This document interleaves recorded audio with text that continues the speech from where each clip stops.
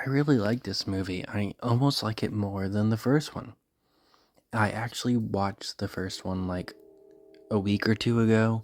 I know like my review is from like 3 years ago, so some of you probably would have thought I didn't watch it recently, but I actually did. And that was just pure coincidence. I just wanted to rewatch it. And then like a week later, this movie's on HBO Max. I probably would never have known if not for TikTok of all things. I saw a random video of a guy talking about Doctor Sleep. Then I saw in the caption he added HBO, so I was like, that's odd. Then I looked it up and it was on HBO. Now, let's get to the actual movie. This movie starts off with a random girl getting killed.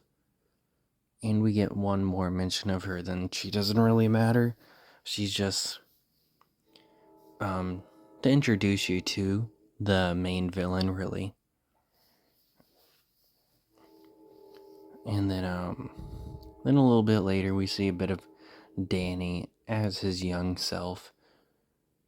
Clearly a different actor, though. Has a bit of the similar haircut, though.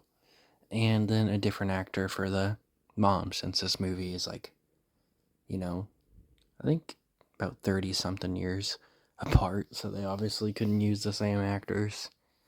We see Dick for like 3 scenes. And yes, I do know how that sounds out of context. But that was the dude from the first movie that gets killed by Jack. Apparently in the book he didn't die. But he was already dead, so couldn't really do anything about that. This movie gets way supernatural. Unlike the,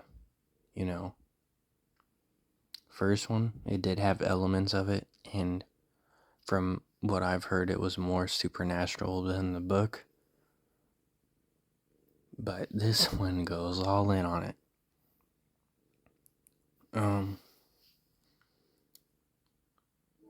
They actually do recast Jack Nicholson too in this movie for obvious reasons, because he's way too old to be in the role, and other reasons.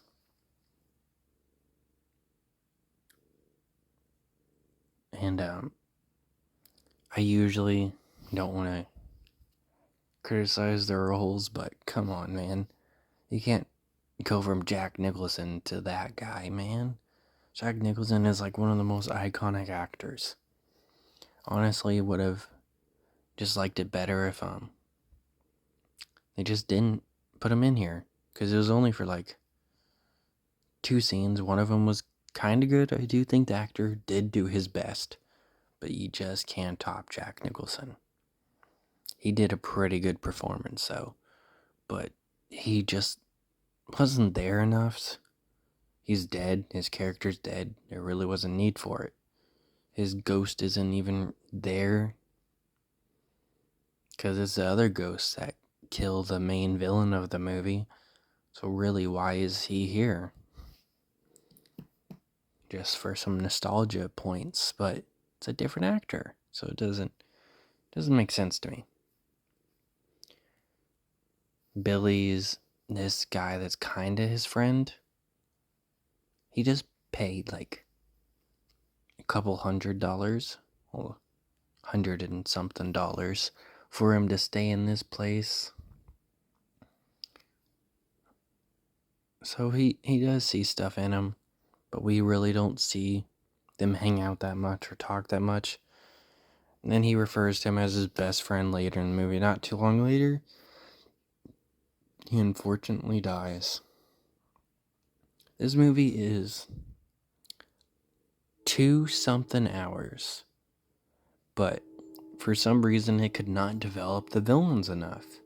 I don't expect you to develop every single character like crazy, but there was Grandpa Flint, who was like the first one to die, and he died from cycling, which is like, I guess if you don't get enough steam, you just kind of die from that. because he didn't get enough to eat or whatever. And then the rest are just kind of no names besides two of them. There's the crow and then there's the snake. And the rest of them just don't really matter. Speaking of that, I honestly thought that when one of them died, it probably would have been really funny if this was a horror comedy. If, one of the people that got shot, another one would run down and just start inhaling the steam. Because they did that in the Grandpa Flint's death. They just all piled on him after he was dead. It was kind of funny to me.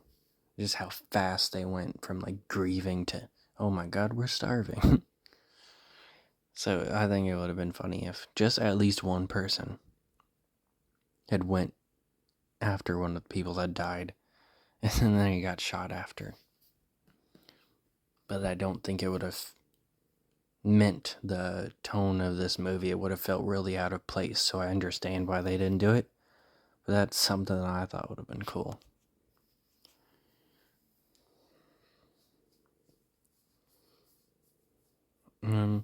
But eventually the movie leads to all of them getting killed, besides Crow and the girl.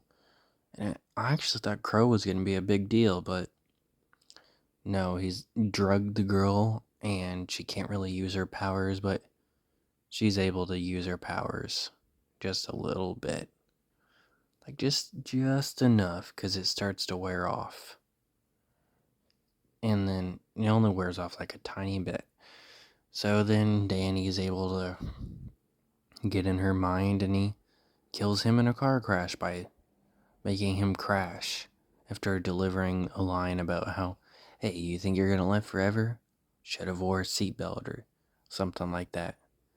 Oh, it was, you think you're gonna live forever, so it makes sense why you don't wear a seatbelt, is more around what he said. And then he made the dude fly out of the car. So it was kind of underwhelming for him that he died like that. I thought, well, since he didn't get killed and shot like all the other no-names and the snake, I thought he was going to have a big death. But no, he just gets thrown out of the car after being a bit too cocky about drugging the girl. And then we get the final standoff with Jessie. Not Jessie, the girl. I can't remember her name now. Rose the Hat. Well, we get her final standoff. We get a few awesome references to the old movie, like the awesome maze and the staircase scene and the typewriter. And then we also get the boiler room and a few other things. But we don't get everything. We did get the elevator earlier and the Here's Johnny scene reference. And then, he kind of just gets the shit beat out of him by her, and she clearly has the upper hand, and then it just lets the ghost out and they kill her. Very anticlimactic. But overall, I do think this movie is really good. And I even liked it a bit more than the first one. Though Jack Nicholson definitely had an amazing performance in the first movie. He was a big reason why I liked the first movie. Because he just nails almost every role he's in from what I've seen so far. So of course it's going to be a great movie. And on my rewatch, I'm not sure if I talked about it in my original review since it's years old now. But man, I did not remember him saying the hard R. I get when it's acting, but I'm always someone that has never cared for the use of slurs in movies, even if it's just acting. It's way different than, actually saying it, like in a random Facebook post or actually saying it in real life, but I've never liked it. Anyways, I guess that's really about it. I do think they should have just developed the other villains just a little bit. Like, I don't think any of the other ones really had any lines either. They're just kind of glorified extras in a 2 hour long movie.